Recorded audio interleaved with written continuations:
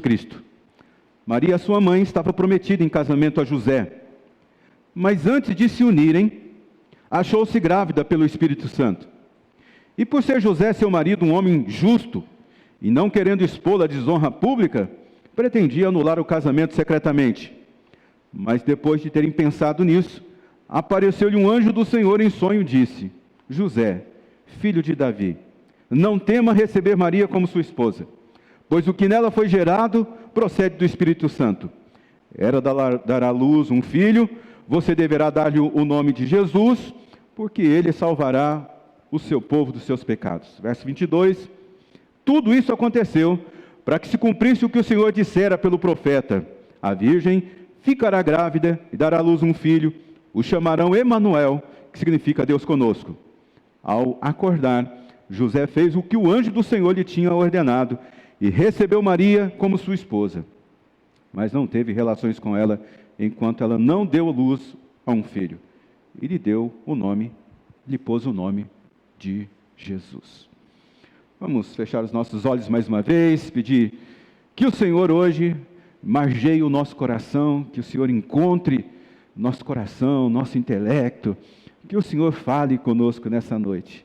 É um desejo seu de ouvir Deus, e é um desejo muito mais profundo de Deus de falar com você. Se uma das coisas que nós precisamos ter é um ouvido circuncidado, quer dizer, um ouvido preparado para ouvir o Senhor. Deus, te agradecemos por sua poderosa palavra. Nos leve nessa noite a entender o que é que precisamos mudar na nossa vida, qual é o comportamento, qual é a atitude, qual é a mentalidade, a fim de que o Senhor confie em nós cada vez mais, a fim de que o Senhor, ó Deus, nos dê orientações de como podemos proceder com a nossa vida diante de uma confiança poderosa que o Senhor coloque sobre nós. Nos abençoe dessa forma, oramos no nome poderoso de Jesus. Amém, Senhor. Amém. A Bíblia dá muito poucos detalhes sobre a vida de José, pai de Jesus Cristo.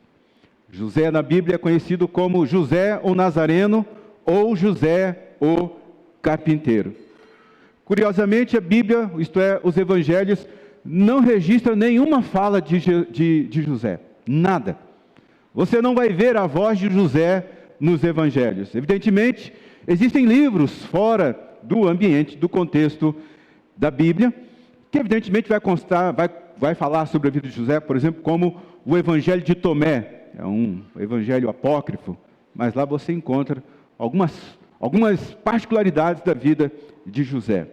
Então, mesmo sem ter assim, muitos detalhes da vida de José nos evangelhos, nós não podemos ignorar a relevância desse homem. Às vezes, na maioria das vezes, a gente lança um olhar mais sobre a vida de Maria, e ela tem todo o seu crédito para isso. Mas certamente não podemos ignorar a relevância desse homem chamado José, porque a José coube essa responsabilidade de proteger, cuidar e educar Jesus. Pode parecer para você estranho essas palavras, cuidar, educar e proteger Jesus, porque ele é o Filho de Deus, mas aqui, enquanto ele estava na terra, evidentemente ele precisava de um protetor. A última citação sobre a vida de José nas Escrituras é quando Jesus tinha 12 anos, naquele episódio em que sua família vai para Jerusalém, ali adorar, e quando eles estão voltando para casa, depois de caminharem um dia inteiro, eles percebem que Jesus não está no meio deles, e eles voltam correndo ali para Jerusalém, e ficam 3 dias procurando por Jesus. Essa é a última vez que a gente vê a figura de José nos Evangelhos. Quando Jesus foi crucificado, provavelmente Maria já era viúva, porque os Evangelhos vão dizer, ali Jesus dizendo para os seus discípulos: eis aí a sua mãe, eis aí o seu filho. Nós não temos detalhes sobre a morte, como José morreu. E José não é nem ao menos mencionado em qualquer milagre, em qualquer desenvolvimento do ministério de Jesus após os 30 anos. Mas a José foi dado essa grande responsabilidade de cuidar da coisa mais importante que Deus havia colocado no mundo naquele momento, isto é, cuidar da vida de Jesus. Então, olhando para a vida de José, o carpinteiro, ou Nazareno. Nós vamos procurar entender aqui nas entrelinhas o que fez desse homem um homem especial, para que Deus pudesse entregar para ele a coisa de mais valor que Deus tinha, a vida do seu filho Jesus, para ele cuidar, educar e proteger. Você já deve ter falado sobre esse conceito cristão chamado mordomia. Quem é um crente mais antigo sabe do que eu estou falando. Mordomia é esse conceito que a Bíblia nos ensina, que tudo que temos vem de Deus. Todas as coisas que tem em nossas mãos nesse momento, todas as coisas que temos, foi Deus que nos deu, e nós somos apenas mordomos. Uma outra expressão é despenseiro. E tudo de fato que temos vem de Deus. Por mais que você pense em algo, aquilo vem de Deus. Ah, mas e aquilo outro? Foi Deus que te deu. E nós somos apenas gestores, a palavra mais moderna, a palavra mais antiga, mordomia, mordomo. Ou então, simplesmente, como a Bíblia chama, dispenseiro.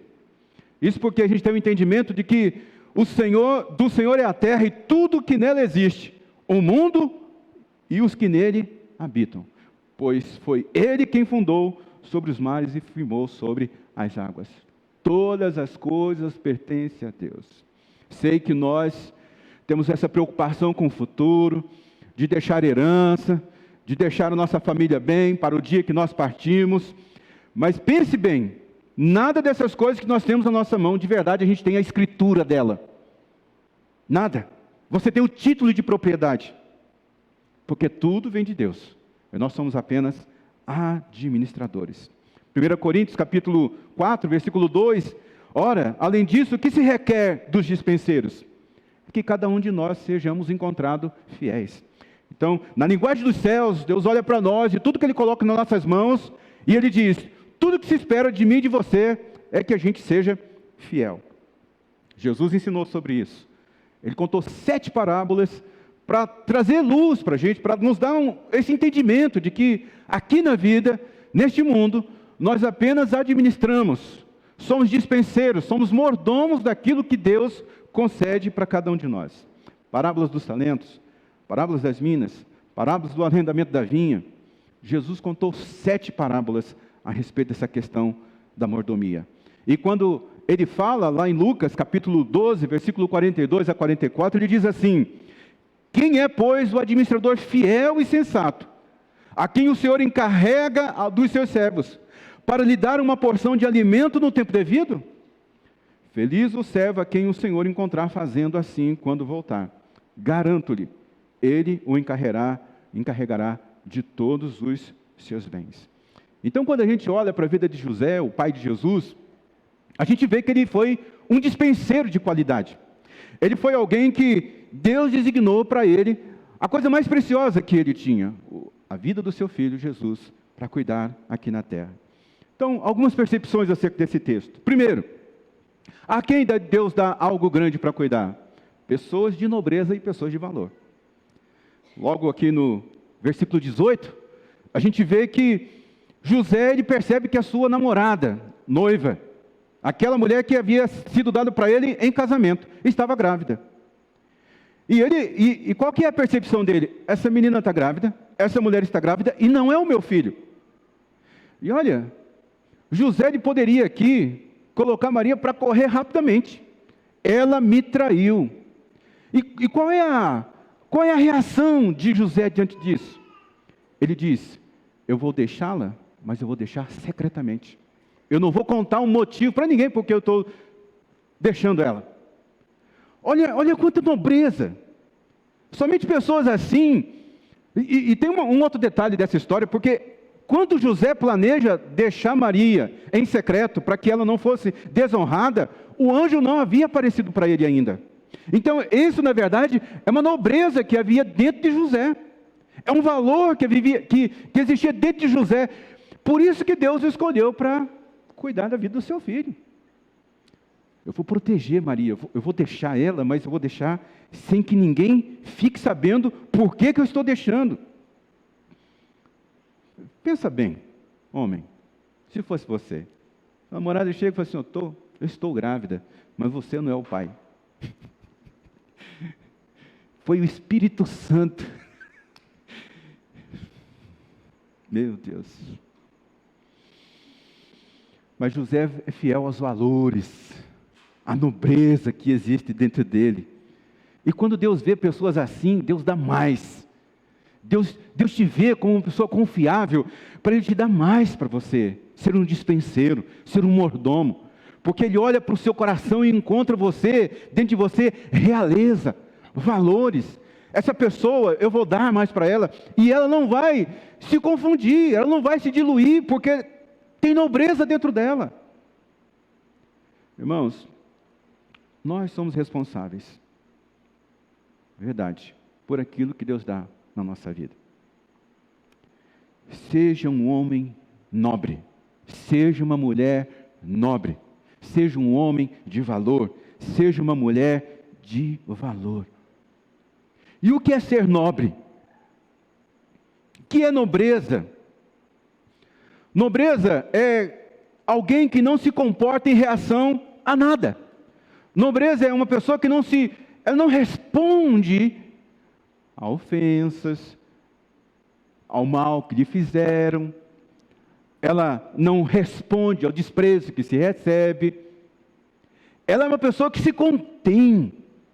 Ela é uma pessoa que, assim, ela coloca freios nos seus sentimentos. Essa é uma pessoa de nobreza. Ela não reage a nada.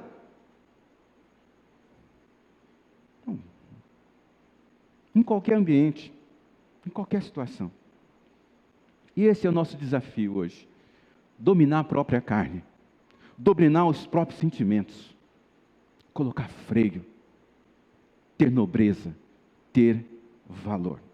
Segunda coisa que Deus enxerga na vida de José, obediência restrita. Já falamos sobre esse tema uma outra vez, mas como é importante a gente se lembrar disso. A Bíblia vai dizer que depois de ter pensado nisso, de abandonar, mas não decidido, o anjo aparece a José em sonho. E fala assim para José: José, essa mulher está grávida, é obra do Espírito Santo de Deus, você não deve abandonar, você precisa cuidar desse menino, porque o que ela está gerando vem de Deus. Você deve cuidar dela. E a Bíblia diz que José, ele recebeu Maria como esposa, obedeceu. José obedeceu a algo que Deus pediu para ele, que ia gerar constrangimento. Não ia gerar constrangimento para José receber Maria como sua esposa? Todo mundo falou assim: nossa, mas essa mulher está grávida, eu não vi você se casando com ela. Ele decidiu não anular o casamento. Ele colocou o nome no menino de Jesus.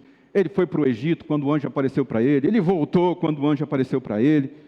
É um homem comprometido em obedecer a Deus. A gente precisa ter esse compromisso com Deus, de obediência irrestrita.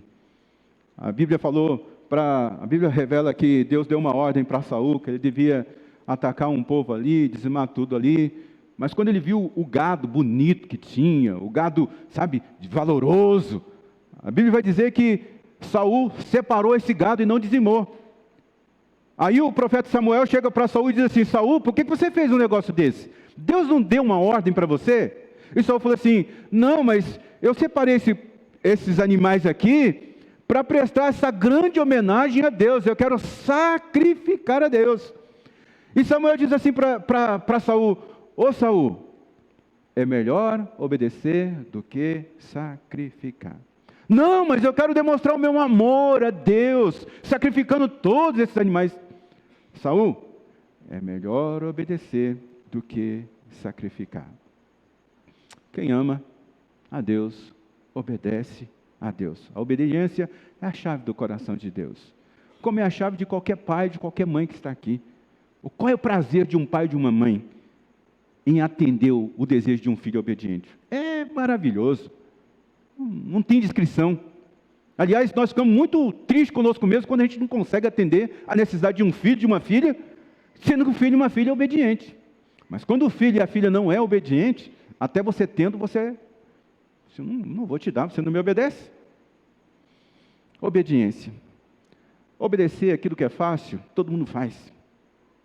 É difícil obedecer às coisas difíceis, mas para essas coisas tem recompensa.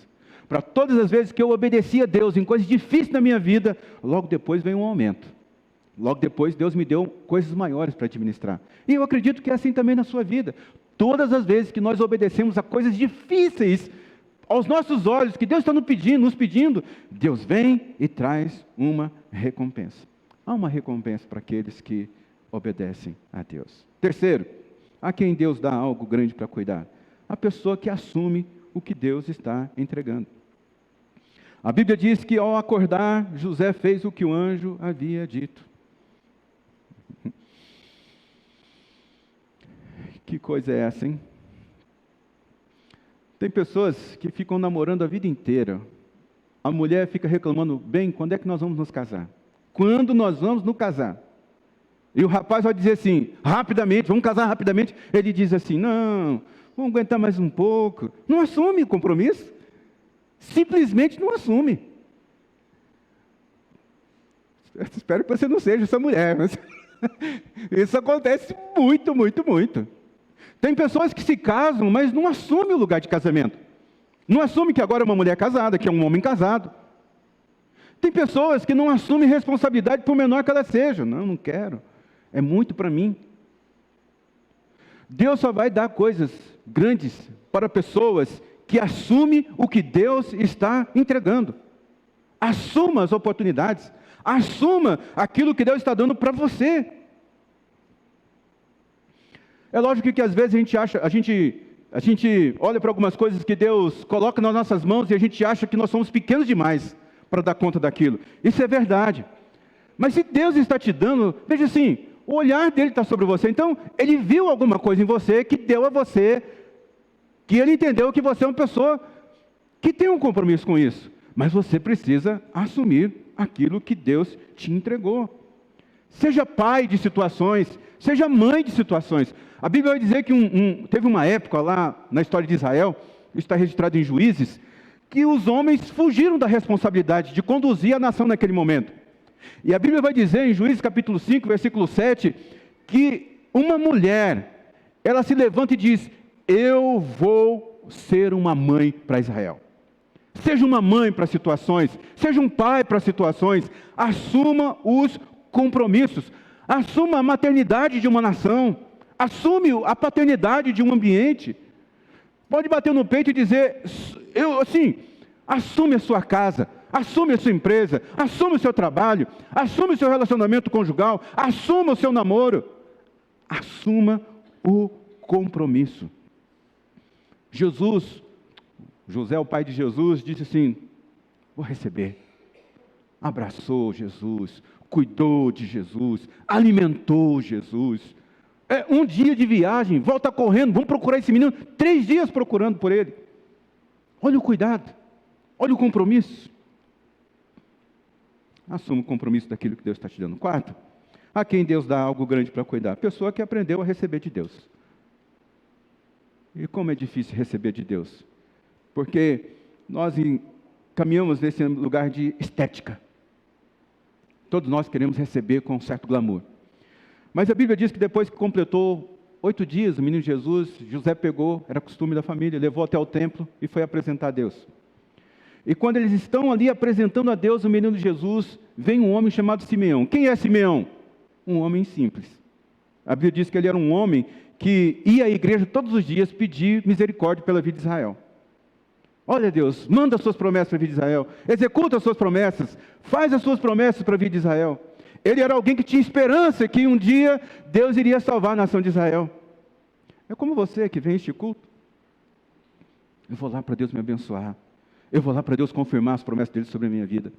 Mas José, o pai de Jesus, está lá apresentando a criança. E vem esse homem simples, Simeão. Não é um profeta.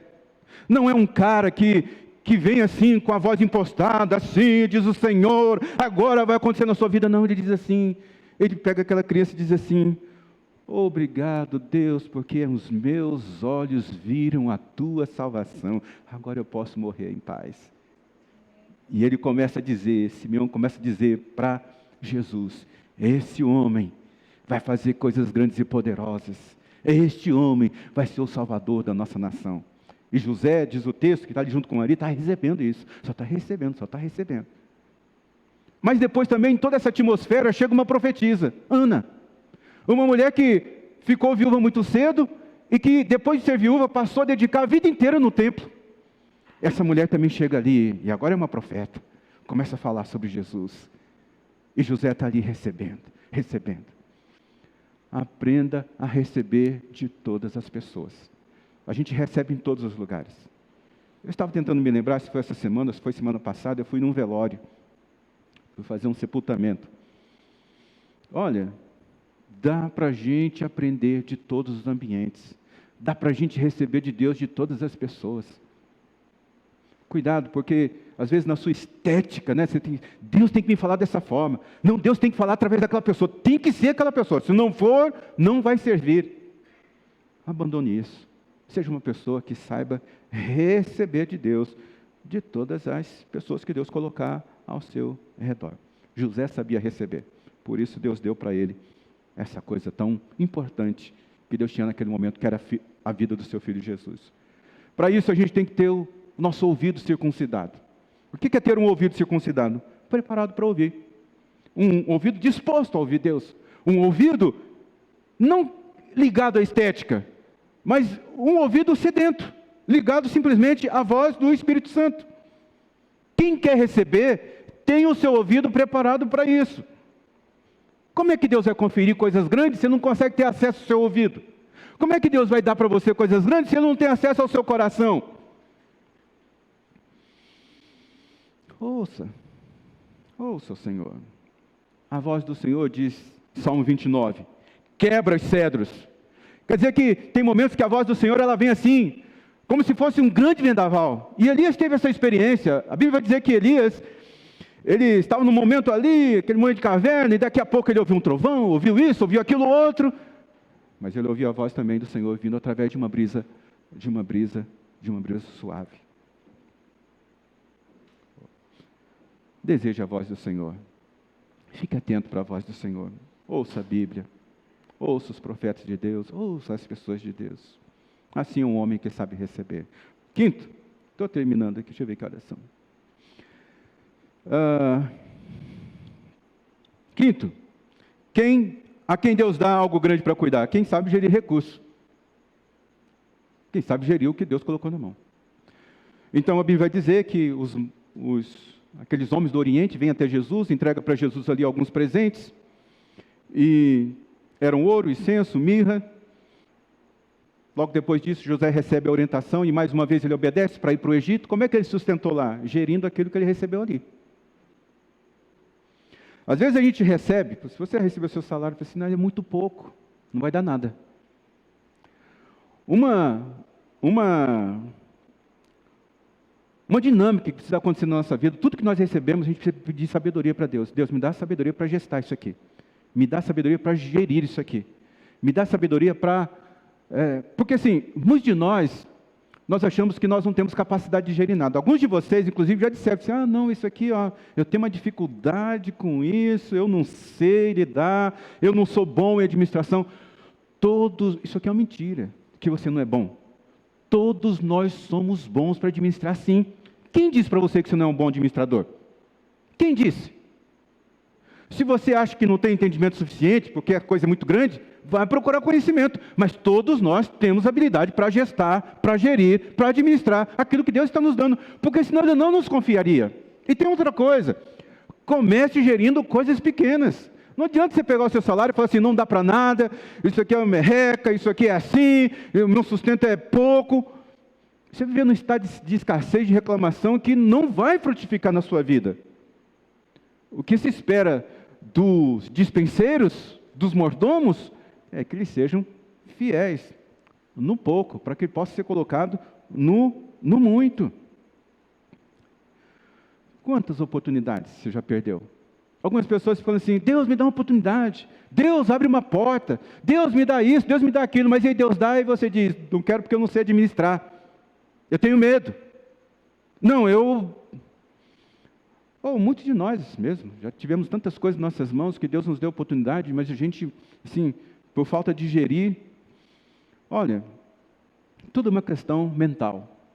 E tudo que é mental é espiritual. Primeiro, para acontecer algo no espiritual, precisa passar pela mente. passou pela mente, move o mundo espiritual. Seu cérebro, ele é programado para fazer duas coisas, tão somente duas coisas. Primeiro, ter prazer. O nosso cérebro é programado para ter prazer. E a segunda coisa, o nosso cérebro é programado para economizar energia. Por isso é muito verdadeira a frase que diz, para você ter o que você quer, você tem que fazer o que você não quer.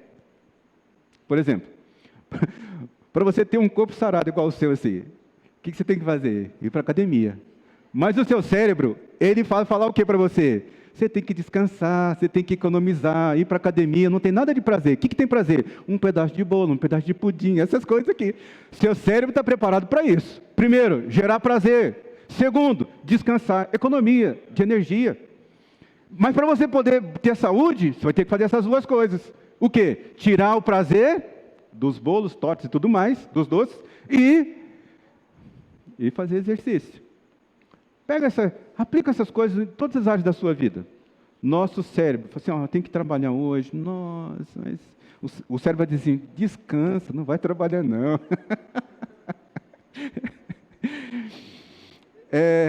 Amigo, nós conseguimos processar 70 mil pensamentos por dia. Eu sei que você nunca parou para contar isso, mas os cientistas dizem isso, 70 mil pensamentos. Quando o cérebro ele processa mais pensamentos ruins, negativos, do que pensamentos bons, ele entra em pânico. É por isso que muitos de nós desenvolvemos síndrome de pânico, apavoramento, às vezes depressão, e essas doenças todas da mente. Porque o nosso cérebro ele está voltado para pensar mais em coisas ruins do que em coisas boas. E quando ele pensa mais em coisas ruins, ele tem uma pane. Por quê? Porque ele quer duas coisas, prazer e ele quer descanso. Prazer e economizar energia. E para a gente viver, a gente tem que gerir essas coisas. A gente tem que falar, não, eu vou fazer isso porque eu preciso. Eu vou trabalhar porque eu preciso. Vou fazer exercício porque eu preciso. Vou tomar esse medicamento porque eu preciso. Quando sair uma porta, quando Deus abrir uma porta para você, vai lá, com toda a força, com toda a coragem, dependência de Deus, e diz para Deus, pode deixar, Deus. Pode deixar comigo. Sexto, a quem Deus dá algo grande para cuidar, sensível e rápido para fazer mudança. Olha, depois que partiram, o anjo do Senhor apareceu a José em um sonho e disse, levante-se, toma o menino de sua mãe e fuja para o Egito. A Bíblia vai dizer que José pegou o menino e a mãe dele durante a noite e foi para o Egito. Olha a rapidez desse homem. Sensível e rápido. Não vamos deixar para amanhã não, vamos fazer hoje. A Bíblia vai dizer depois, em Mateus capítulo 2, que mais uma vez o anjo aparece para ele e fala assim, olha, você tem que fazer isso. E ele tem uma sensibilidade, e fala assim, não é um momento, vamos fazer um pouquinho diferente.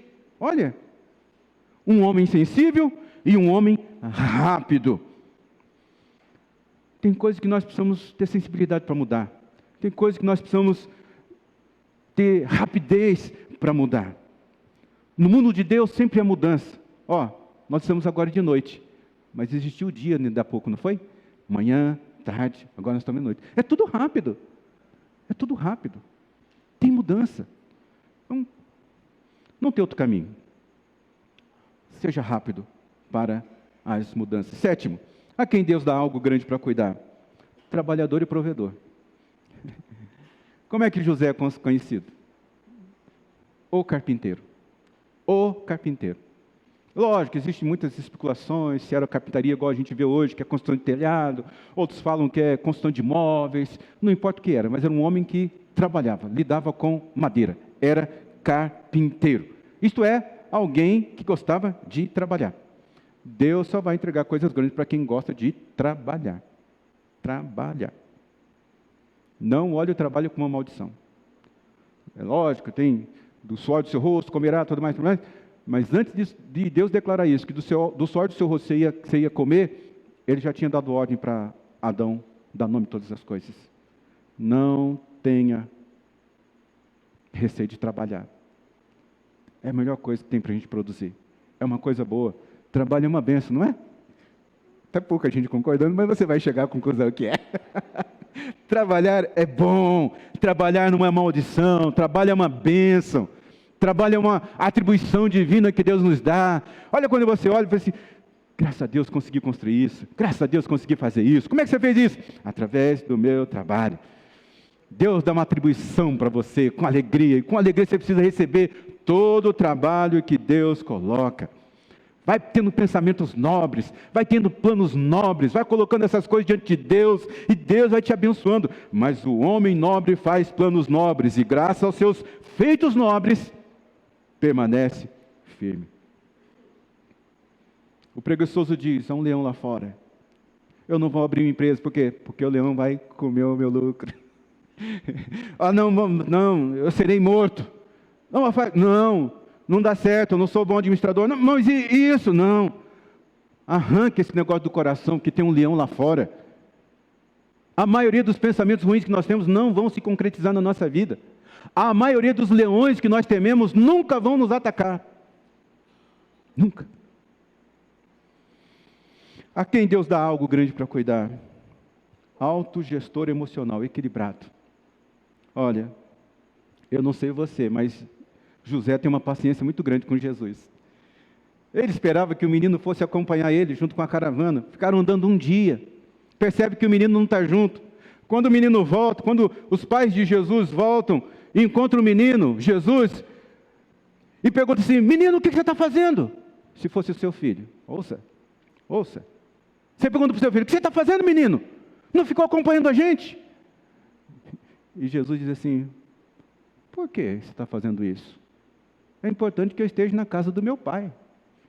E olha o equilíbrio de Jesus.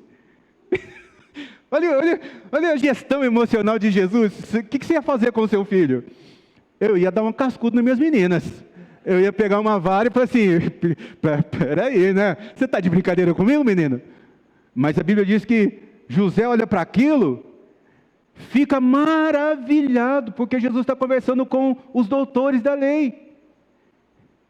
Olha que homem, que faz uma gestão do seu emocional, que tem um equilíbrio. Deus só vai dar coisa grande para a gente equilibrada. Gestor de emoções.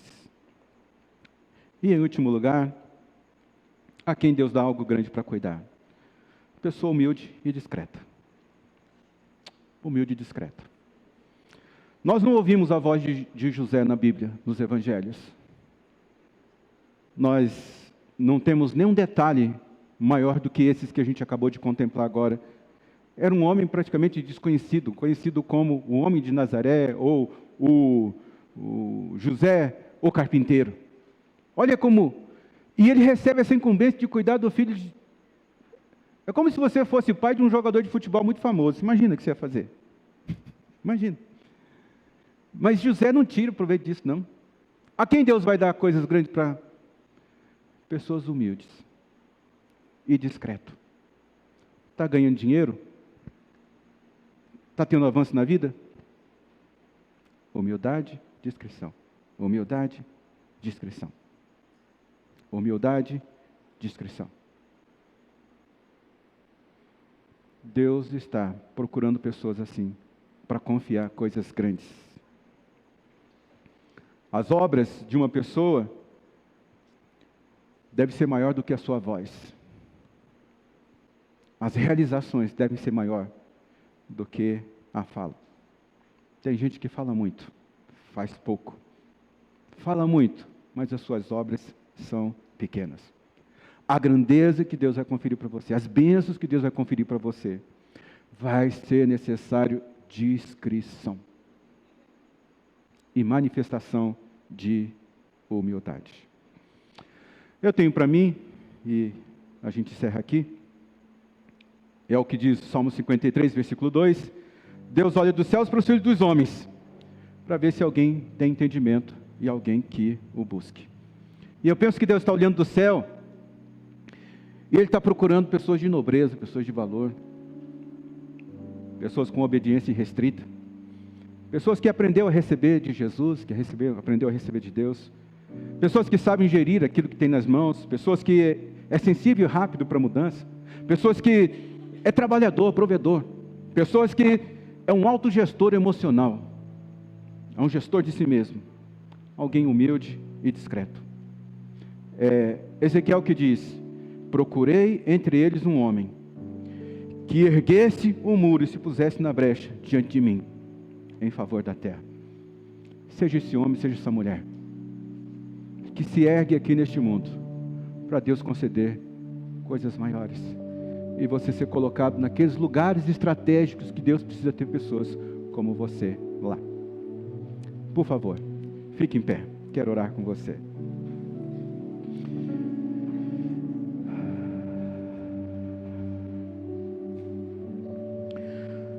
Seja um mordomo do reino de Deus, seja um dispenseiro do reino de Deus. A todos nós que estamos aqui, Deus confiou algo em nossas mãos. Algumas pessoas, Deus confiou uma família para cuidar. Algumas pessoas, Deus confiou filhos. Algumas pessoas, Deus confiou empresas, negócios. Algumas pessoas, Deus confiou responsabilidades, posições. E sabe, alguns de nós já perdemos muitas oportunidades. Muitas portas Deus abriu para a gente, e nós fracassamos. Às vezes nós pedimos oportunidades, portas abertas para Deus, e a pergunta que Deus faz é: e a porta que eu abri para você? E a oportunidade que eu dei para você? O que você fez com ela? E às vezes a nossa resposta para Deus é, pelo menos se for uma pessoa humilde, vai dizer: é verdade, Deus, o Senhor me deu uma grande oportunidade, e eu falhei, e eu errei, e eu não aproveitei. Olha, não pense que Deus vai pisar em você, vai espizinhar você, vai dizer assim: então porque eu te dei uma oportunidade, porque eu já abri uma porta, porque eu já te dei isso, eu te dei uma família, eu te dei um filho, eu te dei um trabalho, eu te dei isso e aquilo, e você não foi fiel. Não pense que Deus vai pisar em você. A Bíblia diz que Deus não pisa na cana quebrada. A Bíblia diz que Deus não apaga o pavio que fumega. Então, se humildemente nós estivermos diante de Deus, dizendo assim para Ele: Deus, eu não fui um mordomo fiel, eu não fui um dispenseiro fiel, aquilo que o Senhor me deu eu perdi, eu não multipliquei, não avancei. Deus vai conferir para você novas oportunidades. Eu acredito que é isso que Deus está fazendo conosco nessa noite, irmãos. Deus está dizendo: olha, eu estou te dando novas oportunidades, são novas portas, eu estou colocando coisas novas na sua mão, que é para você aprender agora o caminho. Assim como José, pega esses preceitos, pega esses princípios, aplica no seu dia a dia. Se você perdeu algo, se você desistiu de algo porque você olhou para você e falou assim: eu não sou um bom gestor, em nome de Jesus, Deus está trazendo de volta aquilo que foi perdido, aquilo que foi desperdiçado, aquilo que foi roubado. É nesse momento que os olhos do Senhor estão sobre nós, e a confiança do céu está voltando sobre a sua vida. A confiança de Deus está voltando para você. Deus está dizendo, em outras palavras: eu vou te dar uma nova oportunidade, eu vou te dar uma nova chance. Você terá um novo negócio, você terá a oportunidade de ter uma nova família, você terá a oportunidade de... algo está voltando na sua vida. Eu sinto isso hoje. Eu sinto isso. Algo está voltando. Aquilo que foi roubado, aquilo que foi saqueado, aquilo que você perdeu, aquilo que você não deu atenção, Deus está te dando novas oportunidades. Então, por favor, com o coração quebrantado e humilde, feche os seus olhos, se coloque diante de Deus nesse momento. Senhor, ensina-nos a entender que aquilo que temos não é nosso, Senhor, que tudo que temos vem de suas mãos e que merece ser gerido com cuidado e com responsabilidade, multiplicado, Senhor. Ó Deus, nos dá um novo tempo, Pai, confia em nós de novo, confia em um novo tempo, uma nova porta, uma nova estação. Nós estamos prontos, ó Deus. Aquilo que o Senhor quiser mudar na nossa vida, o Senhor tem autoridade para mudar. A mentalidade que precisa transformar, Deus, nós te pedimos, nos dá iluminação, nos transforme, Pai. Senhor, só não deixa a gente passar por essa vida que o Senhor tem nos dado, ó Deus, perdendo as oportunidades, perdendo as coisas que o Senhor coloca nas nossas mãos, ó Deus, sem ser um dispenseiro fiel, sem ser um mordomo fiel, Senhor. Ó Senhor, se no caminho nós falhamos, Deus, se no caminho nós negligenciamos o que o Senhor nos entregou, nos perdoa, Senhor. Estamos prontos para mudar, estamos prontos para que o Senhor confie em nós novamente, Pai. Estamos aqui para dizer para o Senhor nessa noite, que nós vamos cuidar de tudo que o Senhor nos der. Nós vamos fazer crescer, Deus. Nos dá um coração de José nessa noite, Pai. Que o Senhor te abençoe e te guarde. Que o Senhor faça resplandecer o rosto dele sobre você e tenha misericórdia de você. Que o Senhor sobre você levante o seu rosto e te dê a paz. Essa oração que fazemos no nome santo de Jesus. Amém, Senhor.